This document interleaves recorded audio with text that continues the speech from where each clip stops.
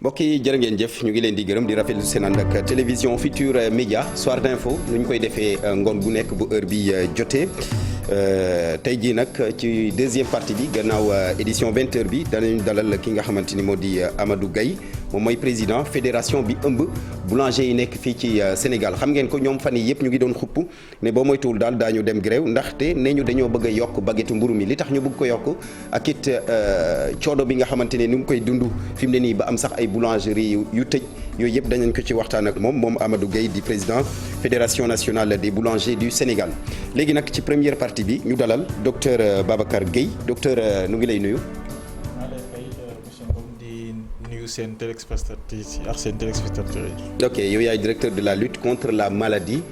ci ministère gi ngàlloo wàllum paj fii ci Sénégal mu di ministère de la santé et de l'action sociale ñuy waxtaan ak yow feebar bi mbas mi Sénégal mais dañ koy anglais juste si prise en charge à domicile bi parce que bari na ñu ciy posé des questions xamuñu exactement comment ça se fait li ci nekk lépp ci biir première question bi mooy prise en charge à domicile bi ñu nekk di def nii lan moo ko waral. ñu ngi lay jaajëfal monsieur Ngom si laaj bu am solo bi ak si thème bu am solo bi parce que tey thème fu ñu toll si mbas mi stratégie boobu mooy PECODOM mooy wala ni nga ko waxee prise en charge à domicile des cas de Covid dafa am solo. dañ ko war a gën a ñoñal gën koo dëgëral donc soo fàttalikoo ci tàmbali mbas mi. mooy précisément fin avril ba début mai 2020. Sénégal mi ngi tàmbali woon si jël en charge yi maladie au niveau des centres de traitement des épidémies ñu dem ba prise en charge hospitalière léegi ci wàllu boobu dama bëggoon indi deux éléments historiques bi wane que ni la moo tax PECODOM bi ñu teg ko fi mu nekk stratégie bu am solo. premier élément mooy gis nañ ne si jamono jooju structure de santé yi dañu commencé fees maanaam dañ leen war a désengorger boobu mooy premier élément historique deuxième élément historique mooy perception maladie umpule woo leen ne gis nañ ko si médias yi am na centre boo nga xam ne exemple may joxe mooy Guéréo fi ñu doon jëlee ay centre bu Guéréo am na malade yoo xam ne ñi ngi fa woon mais dañ doon ñaxtu sax pour génn mooy kenn ka nga xam ne dañu la testé Covid nga am Covid mooy ñu doon mettre en quarantaine xam quatorzaine dañ leen doon jël en charge mooy prise en charge extra hospitalière di leen faj mais amuñu woon benn symptôme amuñu woon benn mandarga dañ leen testé rek ñu positif ñu yóbbu leen foofu donc ñoom da leen doon jaaxal naka lañ leen yóbboo si Guéréo wala naka la ñuy yóbbu si centre de traitement yi alors que amuñu woon benn mandarga seen feebar bi donc pour prendre en compte perception maladie yooyu deux pour désengorger structure de santé yi loolu moo tax ñu saytu wax ne que ni léegi mën nañ jël en charge yenn feebar yi yenn cas yi ci kër yi loolu moo tax ñu taxawal depuis mois de mai 2020 prise en charge des cas à domicile. à domicile balaa ñu yegsi ci nombre nit ñi nga xamante ni ñoo nekk sous prise en charge à domicile d'abord kan la ñu mën a jël en charge à domicile yan façon malade la. waaw je pense tey laaj nga laaj bu essentiel te loolu vraiment dama bëggoon ñu taxaw si wax ak askan bi ci lu leer ci wàllu prise en charge à domicile boobu parce que tey ci li ëpp solo. ci ñi nga xam ne ñoom dañu feebar ñu ngi seen kër yi donc ñaar ñoo mën nekk bu njëkk bi. porte d'entrée laay wax par rapport pour dugg si prise en charge bi. bu njëkk bi mooy voyageurs yi tey képp ki nga xam ne da nga war a génn Sénégal da ngay dem ci laboratoire yi ñu defal la test. fa laa ngay génn mooy test PCR. suñu defee test bi soit da ngay négatif nga voyager soit da ngay positif donc boobu mooy premier niveau pour. prise en charge à domicile pour dugg si prise en charge bi. deuxième niveau mooy nit soo amee mandarga feebar bi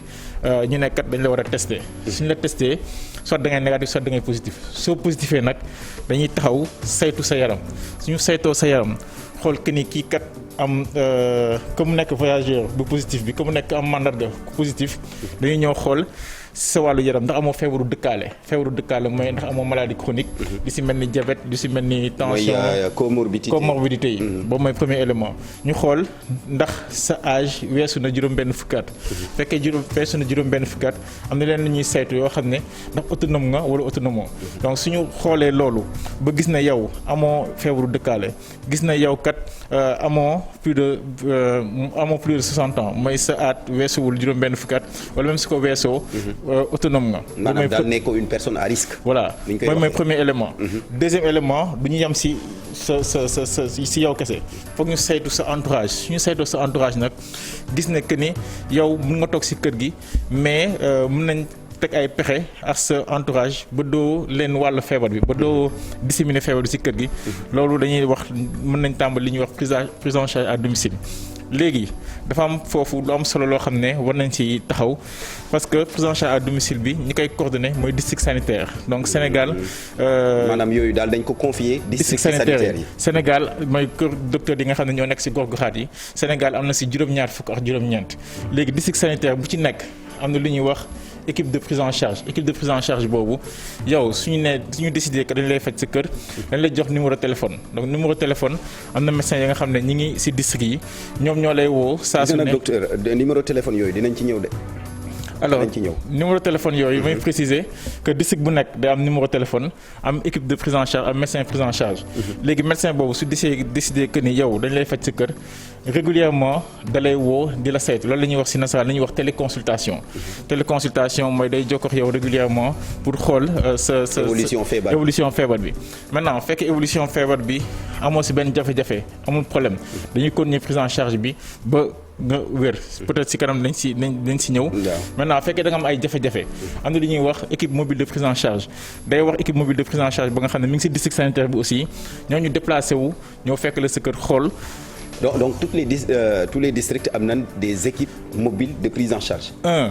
District Sénégal yëpp au niveau local. am nañ numéro téléphone boo xam ne jox nañ ko ci seen gox yooyu. pour que ñi nga xam ne ñoo ñu suivre à domicile ñu mën ci woote boobu mooy premier élément. deuxième élément su ko jaree je dis bien su ko jaree. en fonction téléconsultation résultat téléconsultation yi mën nañ déplacer équipe mobile de prise en charge bi donc loolu day wane nekk ni district yi ñi ngi def liggéey bu am solo ci wàllu boobu maintenant non seulement am na numéro yooyu mais am na aussi yeneen ñaari numéro yoo xam ne dañ ko bëgg a fàttali si début mbas mi ñi ko doon jëfandikoo bu baax mais léegi je pense que dañ si war a gën a góorgóorlu numéro yooyu ba numéro vert bu SNEPS 800 00 50 50 ak numéro solidarité bi 19 19 loolu dañ ko war a continuer di jëfandikoo ba léegi problème bi docteur problème bi ma ñëw foofu par rapport à ces numéros là parce que bari na ay nit ñuy plaindre ñu nekk sous prise en charge à domicile dañuy woote ba sonn kenn du leen wuyu. Normalement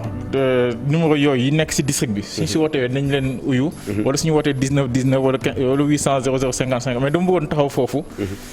expliqué naa la circuit bi maintenant bañ jafe-jafe li ñuy gis wax naa la malade yi ñaari porte d'entrée lañ mën jógee soit ñu nekk voyageur soit ñu def am màndarga feebar bi ñu dem ñu defal leen test ñu positif maintenant nag dañuy gis comme par exemple yow Barthélemy nga xam kenn nga xam benn laboratoire nga jékki-jékki nga ne diwkat dama am màndarga feebar bi léegi dama boole kenn pour ñu tester ma nga toppatoo ba ñu tester la nga positif xam nga loolu jaaroo ci circuit bi jaaroo ci circuit district bi nekk woon voyageur donc district bi nga dëkk comme soo dëkkee par exemple Grand Dakar district Dakar centre moom xamul ne am na kenn ka nga xam ne feebar na dëkk Dakar centre parce que jaaroo ci circuit bi léegi kooku suñ ko joxee résultat bi ne ko def nga positif du xam naka lay def après donc loolu moo tax dañuy ñaan askan bi pour que circuit yooyu ñu tëral ñuy jaar ci district bi su ñu amee mandarga au lieu ñuy dem directement ci laboratoire bi ñu dem jaar ci district bi day gën a yombal ñu répertorier feebar bi ba pare ñu boole lax ak ña nga xam ne ñooy gérer prise en charge à domicile boobu am na aussi ñoo xam ne dañuy jot ñoom directement seen résultat mais résultat yi dañuy insister pour que mu jaar ci district bi et chaque jour équipe district yi dañuy jël seen liste wax tam tey Sénégal suñu nee tey am nañ 575 cas yu bees 575 yooyu dañ koy répartir ci district yi ku ci nekk saytu ci cas yi nga xam ne ñu ngi sa gox-goxaat dañ ñoo war a faju à domicile et puis ñu faj leen. waaw d'accord docteur mais par rapport ak prise en charge à domicile boobu xam nga wax nga ne malade bi gannaaw bu ñu ko consulter ba pare. xam ne mën na nekk kër ga ñu koy suivre à distance yooyu yëpp baax na mais problème bi mooy Sénégal de façon générale ñun africains yi famille yi dafa bari dëkkuwaay bi xat loolu est-ce que du favoriser propagation virus bi parce que parfois même nga dégg ne diw dafa feebar mbokk yi jóg ne dafay seeti diw parce que dafa feebar ñun suñu aada la loolu est-ce que gudd ko gën a yokk te ku ñëw seet si moom yàlla rek a xam. waaw moo tax aada boobu nag dañ ko war a waaj ba mbas bi jeex parce que effectivement wax naa la sànq que ni suñu defee évaluation dafa am évaluation malade bi am évaluation environnement bi maanaam environnement bi dañuy jàngal nit ki yee ko waxtaan ak moom ba mu am perception bu baax ci feebar bi non seulement moom mu am perception bu baax ci feebar bi mais famille bi aussi am perception bu baax ci feebar bi comme ni ñuy respecter mesures barrières ci yenn endroit yi. ci kër gi aussi dans le cadre de la prise en charge à domicile non seulement malade bi dafa war a respecter mesures barrières yi mais aussi entourage am dañuy respecter mesures barrières te gis nañ ne am na njeexital bu baax parce que wax naa ko si. mais foofu nag le problème bi nekk parce que boo nekkee ci kër goo xam ne dafa am ay xale. mais mbas bi mu commencé ba léegi am nañ taux de guéri am nañ lu toll si 25000 soo ko déggee mooy ñaar fukki junni ak juróomi nit ya nga xam ñaar fukki junni ak juróomi nit ñaar fukki junni ak juróom ya nga xam ne si prise en charge à domicile moo tax ñu wér. donc loolu day wane ne que effectivement mën na am résultat yu baax. prise en charge à domicile am taux de létalité non. bon prise en charge à domicile. boo waxee ñu wér kay am na. waaw ñoo xamante ne peut-être ñàkkul am na ñu mën a faatu si prise en charge à domicile mais du yomb parce que comme ni mu la ko expliqué circuit bi nu mu tëddee. day tax nit yi normalement fekkee circuit bi roode na. su fekkee éviter ñu ay circuit parallèle day am lu ñuy wax système de référence contre référence tey wax naa la cas. asymptomatique mooy ñi nga xam ne amuñu benn mandarga. wala peu symptomatique mooy ñi nga xam ne seen yaram mooy metti amuñu difficulté respiratoire et cetera amuñu signe de gravité. ñooñu ñooy nekk ci kër gi. wax naa la aussi que ni day am téléconsultation régulièrement. wax naa la aussi en plus de téléconsultation bu régulière bi su amee mandarga bu ndaw boo xam ne day wane ne kii mi ngi commencé am jafe-jafe wala mi ngi commencé loof. day am équipe mobile de prise en charge ba nga xam ne day ñëw ci kër gi. léegi équipe mobile de prise en charge boobu su ñëwee ci kër gi gis na kii dafa am signe de gravité donc patient boobu dootul toog ci kër gi. dañ koy référé loolu moo tax ci vague bii nii. am na li ñuy wax zone tampon mooy lal ya nga xam ne dafa ànd ak oxygène. ñu teg ci centre de santé yi am nañ ci yu bëri fii ci Dakar ak ci gox-goxaat yi maintenant su ñu nekkee ci zone tampon yooyu en attendant ñuy dem ci centre de traitement des épidémies yi pour am place donc ça veut dire que classiquement su circuit bi organisé woo waruñu bàyyi malade bi ba muy aggravé wu di toog ci kër gi di fa. mais problème bi mooy. beneen bi. da may profiter ma ñëw ci. parce que fan yi ñu génn et vraiment loolu ñi ngi ñaax askan bi wax ne de façon claire et de façon vraiment formelle que am na ci réseaux sociaux yi peut-être gis nga ko. benn liste garab. yi nga xam ne ñu ngi ne ministère de la santé et de l'action sociale la jógee loolu mooy faj Covid ci kër yi dañuy wax loolu jógewul ministère diglewu ko ministère diglewul automédication. dul diw dafa feebar jël na garab yi. ki tamit ci feebaree li bari na ay fake news bëri na ay fake news trop te vraiment ñu ngi ñaan ñiy def loolu ñu dimbali ñu ci bàyyi ko parce que day yàq liggéey bi. faj bi district yi ñoo ko yor garab yi yoo nga xam ne ñu ko war a bindal médecin de prise en charge bi responsable PECADOM bi moo koy prescrire malade bi te dul kii garab bii la jël kii tamit garab bii la jël. d'accord léegi traitement bi mën na différer d'un patient ça dépend de l'état voilà. l'état de santé mais problème bi mooy koo xamante ne da ngeen koy suivre à distance bu waree jël garab yi nu ngeen di def ba mu jot ci. dañ koy bindal garab bi yónnee ko maintenant balaa ñu koy bindal garab bi yónnee ko wax naa la téléconsultation. ki koy wax ci def téléconsultation bi da nga ko expliquer clairement garab bi nii ak nii nga ko war a jëlee expliquer entourage am nii la ko war a jëlee et puis régulièrement aussi ñu koy saytu di ko topp ndax jël na garab yi correctement donc à ce niveau là téléconsultation. mais globalement daal gisu leen ci benn problème. ñaari problème yi du ñàkk. problème yi du ñàkk parce que aussi stratégie bu nekk dafa am ay failles et cetera maintenant loolu moo tax may ñëw que ni prise en charge bii am na seen benn plateau yoo xam ne fan yi ci ginnaaw ñu ngi doon laaj ndax ministère de la santé day def évaluation et fàttali que ni non seulement ñu ngi ci riposte bi mais ci biir riposte bi dafa nañ évaluation bu am solo loolu ñuy tuddee ci nasaraan revue intra-action bu ñu ko defee dañuy permettre ñu joyanti da nga xam ne mooy suñu stratégie yi loolu moo tax que ni failles yi nga xam ne moom lañ ci gis mooy premièrement nit yi dañ la ñuy wax ñu toog seen kër yi mais au lieu ñu toog seen kër yi dañuy génn donc loolu aussi suñu génnee day poser problème donc dañuy gën a ñaax askan bi ñu toog seen kër yi pour respecter la nga xam ne moom mooy. parce que parfois aussi nit koo xam ne dafa asymptomatique. deuxième élément ñu ne ko da nga feebar toogal yemal benn place bu bëggee doxi day naan bàyyi ma dem. mais loolu moo tax dañuy àndandoo ñu ñëpp sensibiliser pour que ka nga xam ne dafa positif ñu jël en charge à domicile au lieu nga nekk ci centre de traitement yi la nga xam ne waa kër docteur moom lañ la tegtal moom lañ la digal nga topp ko bu baax a baax. deuxième élément ba nga xam ne jafe-jafe la tamit wax naa la prise en charge à domicile dañuy évaluer nit ki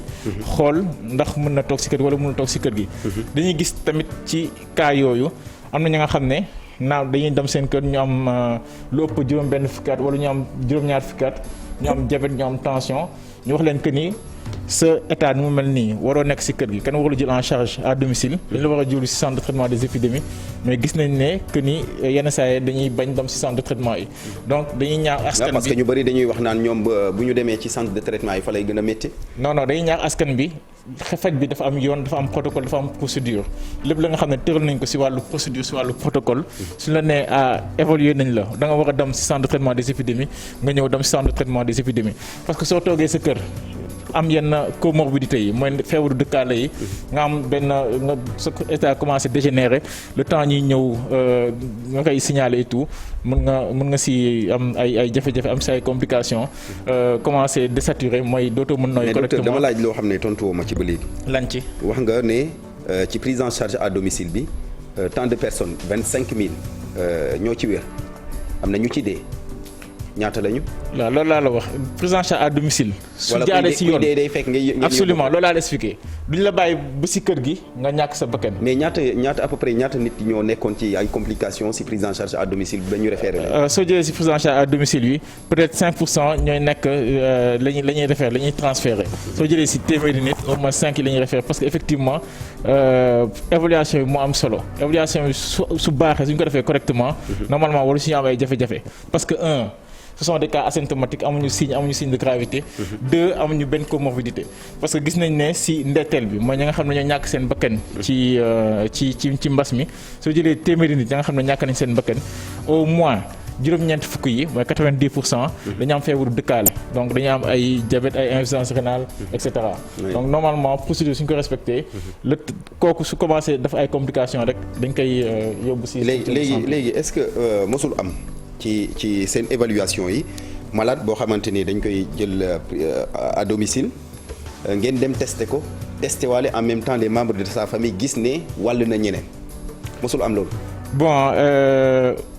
mën na am mais wàll bi duñ ko imputer cas boobu parce que effectivement incubation. da nga dëkk ak malade di docteur. da nga dëkk ak malade. mais incubation bi mën na la wàll. incubation bi 14 jours la. ka nga xam ne moo wàll malade boobu mën na la wàll aussi donc ça veut pas dire que malade boobu moo la wàll forcément.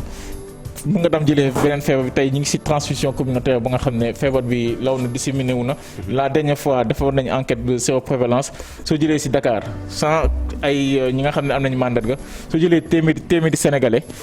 au moins ñaar fukk yi dañu am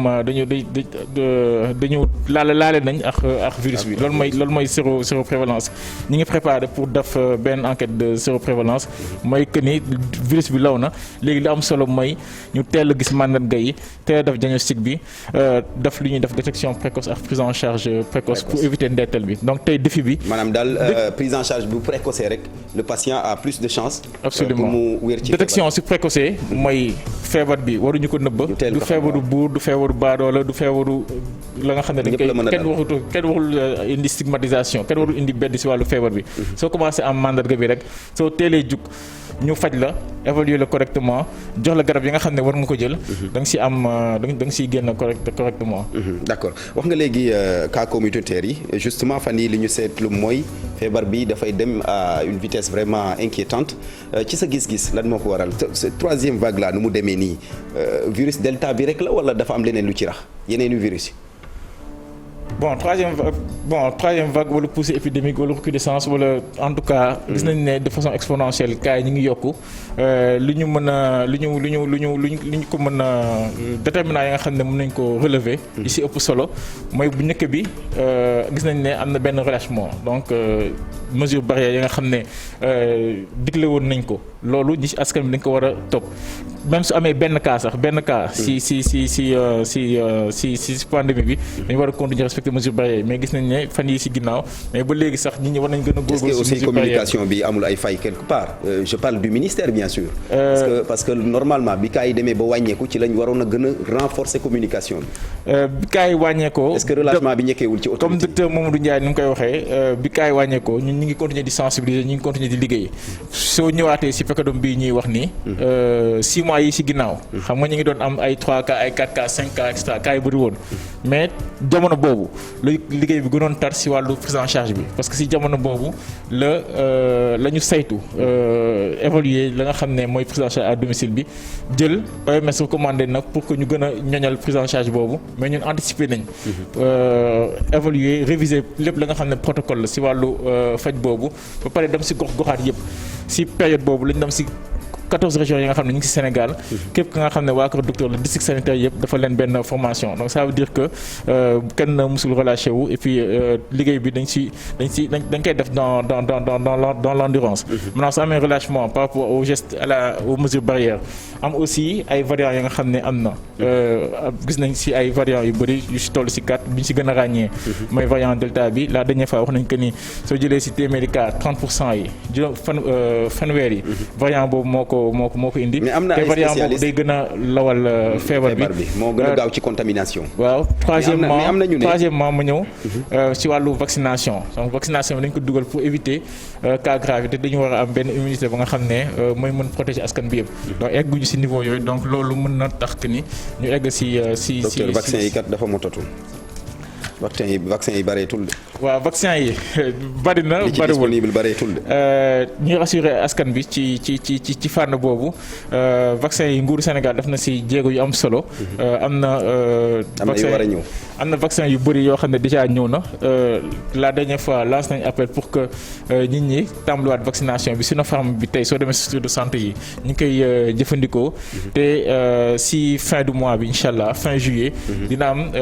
au moins 350 000 vaccins yoo xam ne mooy Sinopharm dina ñëw incha allah et aussi dina am 151 000 à peu près vaccin Johnson loolu dina ñëw ci fin du mois bi et mois d'août aussi dinañ recevoir pour ñi nga xam ne ñoo war a jël seen deuxième dose AstraZeneca vaccin yooyu dina ñëw te ñuy rassurer askan bi que ni vaccin bi pour le moment du pour rompre chaîne de transmission bi vaccin bi pour éviter cas grave la. éviter cas grave mooy même feebar bi su ñëwee ci yow nu mu la war a faagaagalee nu mu la war a dalee nu mu la war a daanelee dina fekk amul système de défense donc loolu vaccin bi tey loolu lay jëriñ moo tax ci njëlbéenu vaccination bi ñu ko doon jox ñi nga xam ne ñoo ànd ak feebar dëkkaale ñi nga xam ne feebar bi ñoom la gën a yeb. et puis rassurer aussi ñi nga xam ne am nañ benn dose AstraZeneca dose boobu am na benn protection ba nga xam ne dina leen ko indil 1 2 loolu choix au Sénégal la au lieu ñu jël tey Sénégal AstraZeneca ñu dencal ñi nga xam ne seen deuxième dose dans 3 mois la alors pendant ce temps am na ñoo xam ne mosuñu laale ak vaccin bi loolu moo tax ñu décider ne au lieu ñu koy denc nañ vacciner AstraZeneca entre la première dose et la deuxième moom amul benn durée limite boo ko jëlee benn bi xaar amul durée 6 mois une année. durée minimale moo am durée minimale mooy soo jëlee première dose AstraZeneca balaa ngay jëlaat beneen dose bi 3 mois minimum mooy waroo ko def avant mais su passé 3 mois yi amul benn problème non seulement amul problème mais 2 day gën a renforcer sa immunité donc ñi ngi rassurer askan bi di leen wax ñu rassurer ñu dal ministère de la santé et de l'action sociale jël na disposition yëpp pour que dose AstraZeneca yi ñëw fur mois prochain incha allah ñi nga xam ne ñoo war a jël seen deuxième dose ñu jël ko. président Macky Sall ci communication bi dafa sàkku ci ñëpp ci tabaski bi ngir ñu toog bañ a dem parce que ni situation bi demee la lu ci seen position. mais njiitu réew mi su jëlee ndogal wala su jëlee joxe orientation ci wàllu xeex mbas ci wàllu santé donc dañuy topp orientation yooyu te effectivement orientation yooyu noonu la tey mbas mi ñi ngi ci wax naa la ko sànq ci transmission communautaire ba nga xam ne jéggi na dayo donc tey ñi ngi ci vague bi gis nga mi ngi progresser de façon fulgurante exponentielle donc ña nga xam ne tey ànd nañ épicentre bi Dakar la woon cas yi nga xam ne yu bëri ñu ngi fii maintenant ñi nga xam ne ñu ngi nekk Dakar peut-être feebar mën nga ko am te du am ay mandarga soo génnee Dakar te du tey ñuy wàlle. waaw te du tey ñuy wàlle soo génnee Dakar yóbbu ko ci région yi donc ça veut dire que au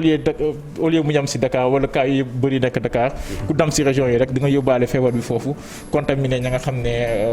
ñoo nekk ci gox-goxaat yooyu. donc ñu ngi continuer di lancer appel di ñaax askan bi pour que tabaski moom du yem ci ren balaa nga naan naam ne fa. mooy comme wala fi ñu koy waxee. balaa ngaa tal fekk soxla soo su amee ñaar day fekk nga am wér gu yaram. donc suñu sacrifié woo toog tabaski ku nekk fi nga nekk nga toog fa pour tabaski je pense yeneen tabaski dinañ ñëw incha allah ñaan fekkee ko te tal ko ñu ñaan askan bi ñu wàññi rassemblement yi dëkkoo ak gestes barrières yi. takk masque yi de façon systématique. wàññi déplacement yi et puis vaccination bi ñu gën koo ñoñal. mais docteur am na ay spécialistes yu ne boo xoolee taux de létalité ou delta bi amul doole noonu c'est vrai que contamination bi gaaw na. mais taux de létalité bi foorul loolu bu ñu ko méngaleeg yeneen variants yi. waaw ba fii ndetteel bi ci période bi ci pousse épidémique bi yokkagul donc cas yi mi ngi yokku. guérison yi aussi ñu ngi suivre. cas yi mi ngi yokku avant il y a 3 éléments à considérer. da ngay jël cas.